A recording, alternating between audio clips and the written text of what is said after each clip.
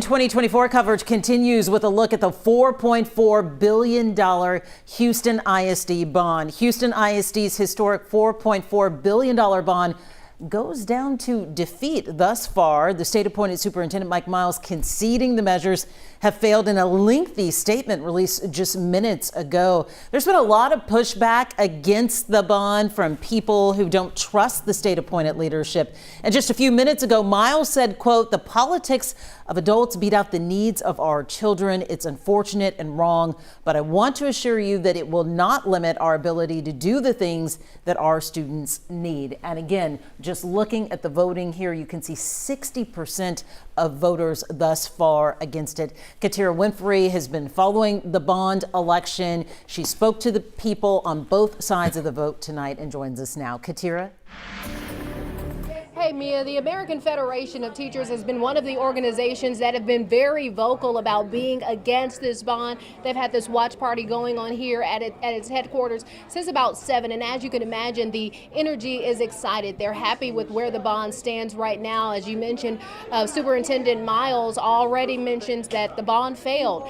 But right now, those numbers showing with the poll shows that voters voted against it for both Proposition A and Proposition B, about 60%. So that gives you an idea of just how many people decided that this was not the way to go. Now, from the start, both opponents and supporters said work does need to be done at HISD schools, that a lot of work needs to be done, but that this bond, and some people in support of it said this bond needs to happen right now, that we can't wait any longer to help the kids get into a better space. But others argue that there is no faith in the state-appointed Superintendent Mike Miles. An expert I spoke to says seeing party political participation in a school bond issue isn't typical, but it shows the interest. And that expert also says depending on the outcome, if this bond passes or not, it will be an indicator of the public's faith in the district. Now, here's what people on both sides of the issue had to tell me tonight.